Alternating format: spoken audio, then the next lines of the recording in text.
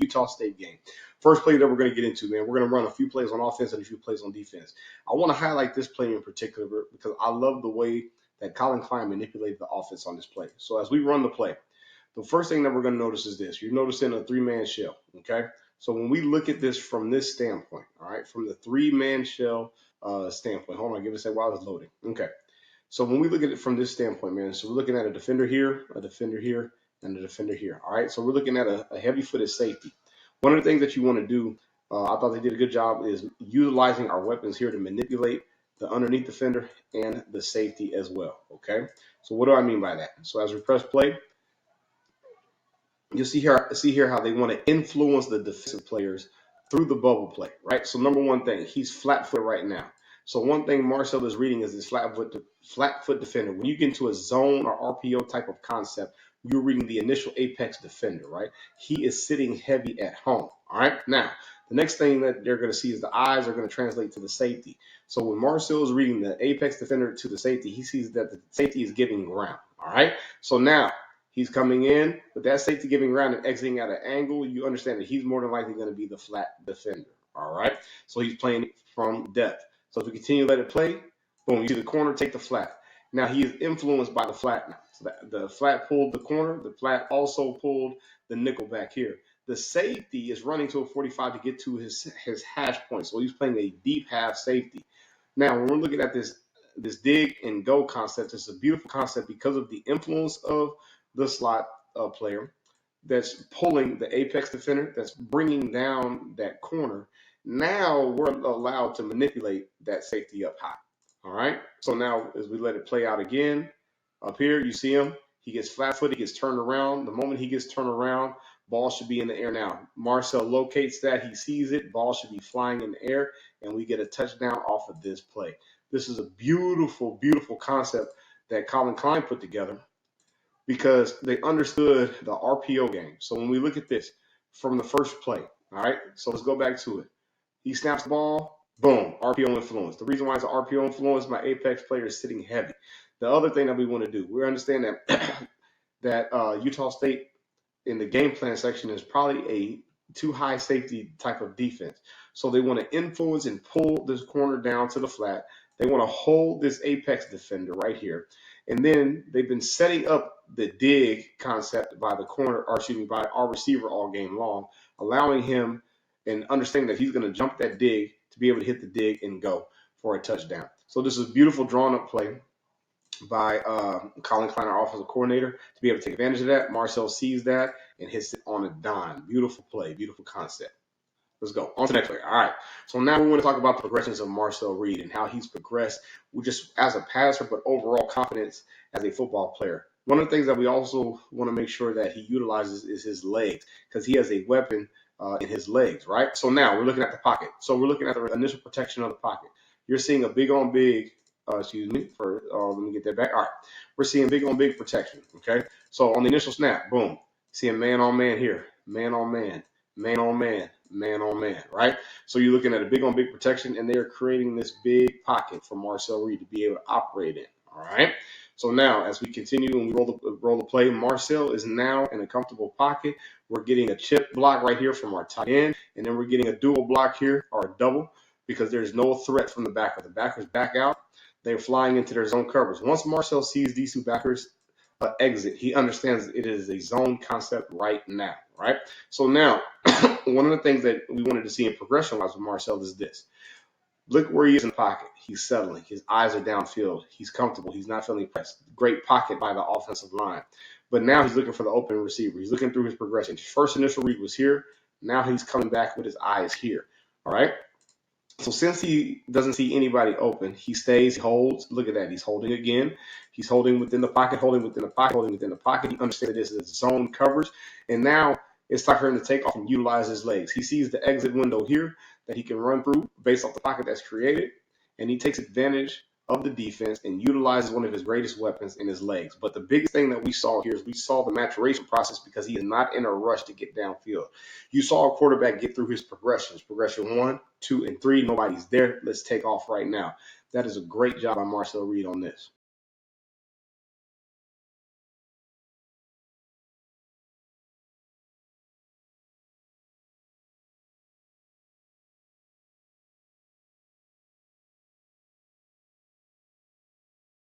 We build game-changing DBs, and here's how we do it. Number one, we focus on the skill set. Hands, feet, and hips. The more athletic you are, the better DB that you'll be. Number two, we enforce the technique of the position. We focus on teaching the techniques of press man, off man, and more in order to add more tools to your tool bag as a DB. And number three, we help you understand the game, down and distance, 3 and 5 step drops, QB giveaways, all the things that make you an effective DB and help you create a no-fly zone. So if you're looking for a program that has a history of creating elite defensive backs, DM DB in order to get started today.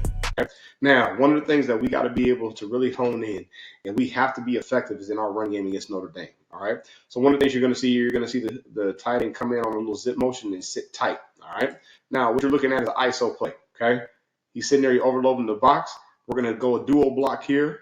We're going to chip, and we're going to get upfield here. All right. By the offensive line. When we're looking at that, we're closing off this end. We're scraping up to this free defender here.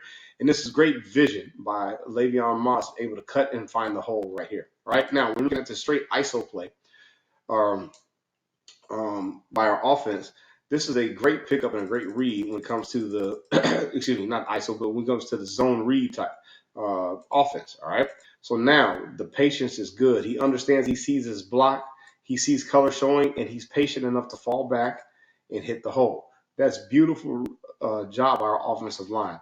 Look at how our tight end is blocked down. Our offensive line is blocked out with Chase Bizantes. Blocked out, blocked out, blocked out, blocked out, creating that wall. All he needs is a little crease in order to find that hole. The reason why this is important, because going against Notre Dame, we're gonna have to use these runs to really open up our offense, man, to be able to allow multiple threats with our quarterback, but also with our running back. Marcel is reading this in man on the line of scrimmage. He understands that he's here to take him. So he's going to give on that. But it's crucial for these tight ends to be able to seal these blocks off and our linemen to be able to push these linemen out. If they can do that, this allows us to be effective in the running game in so many different areas that it'll be big time for us against Notre Dame.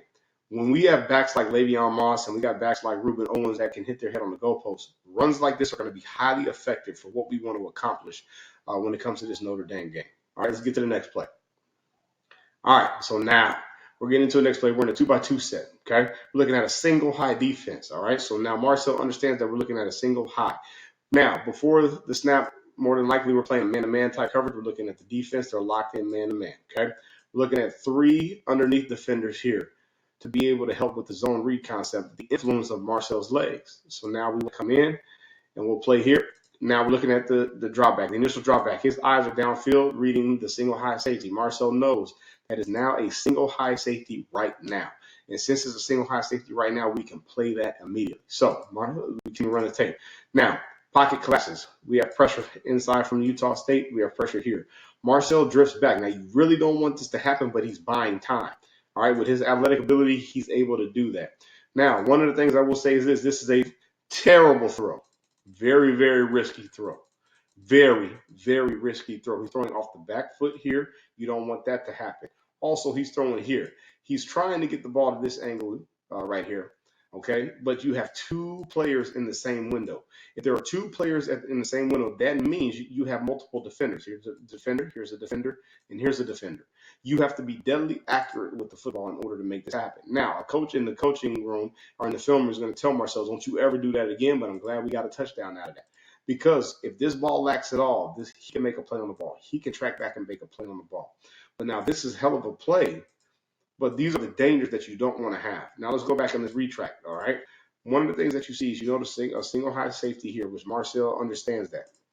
But as the pocket collapses, one of the things that you can't do, especially going against the better teams, is you can't drift in the pocket.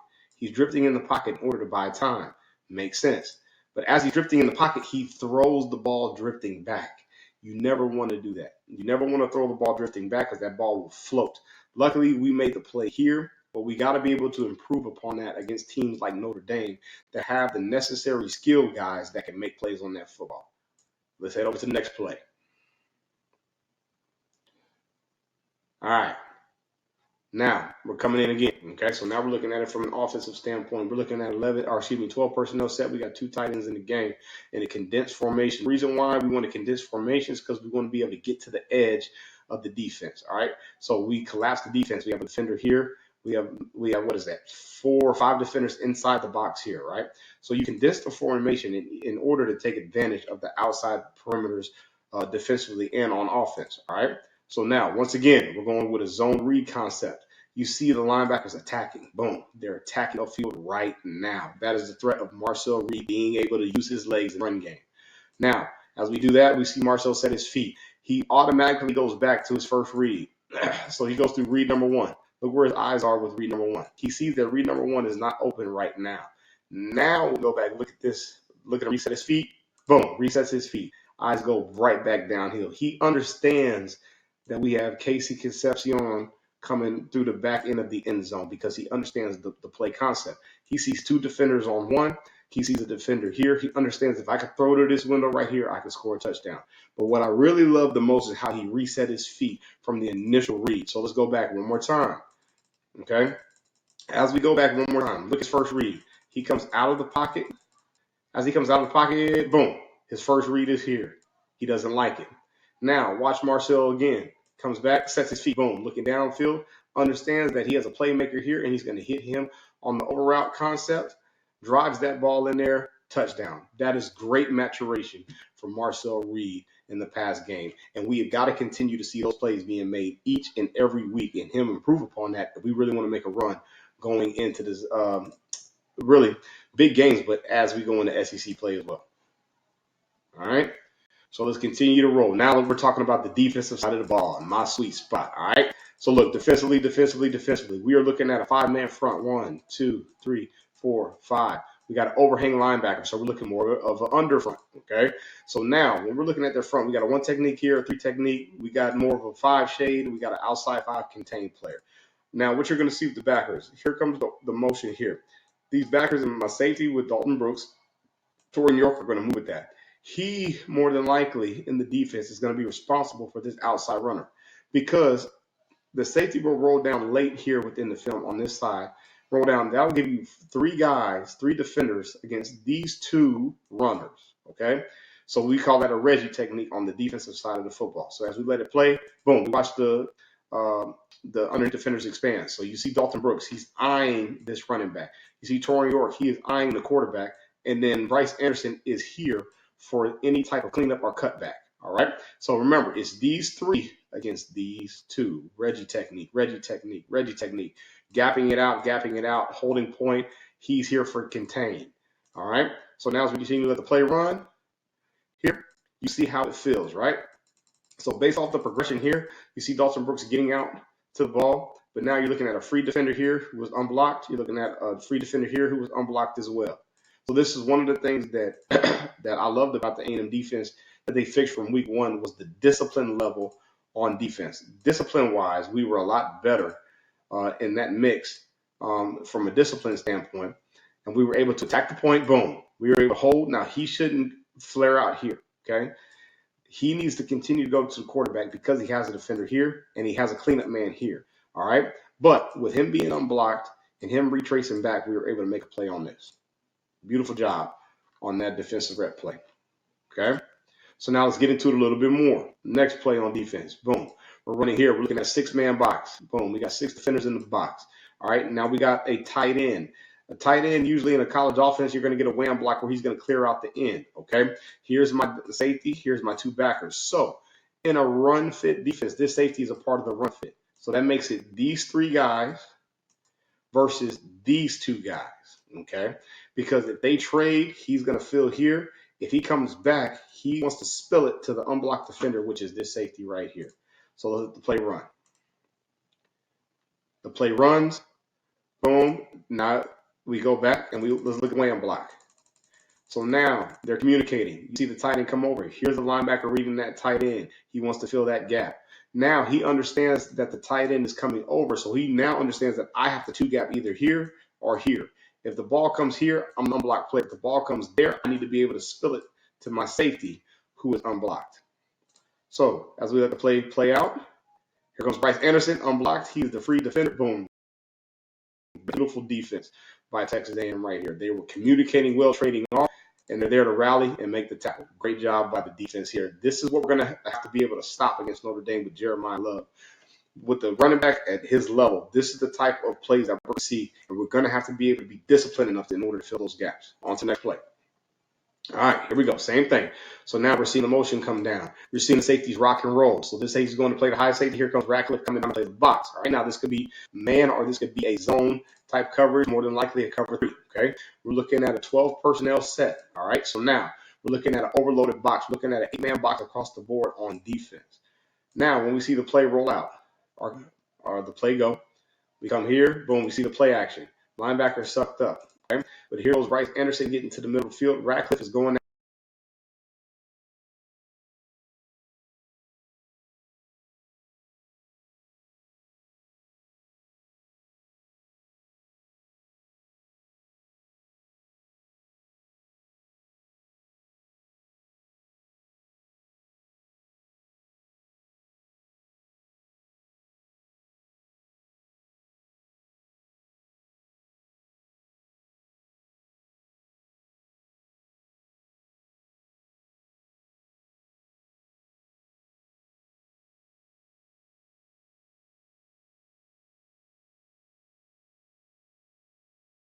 PPT Elite is opening the doors in 2026 to a brand new era of high school football.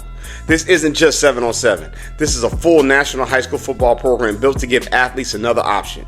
In the spring, you can step outside of your school team and compete on the national stage with elite coaching, real competition, and college exposure that high schools just can't match. And in parents, if you're listening, over 55 athletes have already earned scholarships through our blueprint. Athletes, if you're ready to be different and take control of your future, this is your opportunity. Spots are limited. DM the word elite right now to learn how to join the 2026 program. down and expanding with a flat. Now, the reason why this was effective was because of the coverage. We go into a zone coverage look, and we begin what we like to see, or what we saw was 3 straight sacks by Cassius Howe.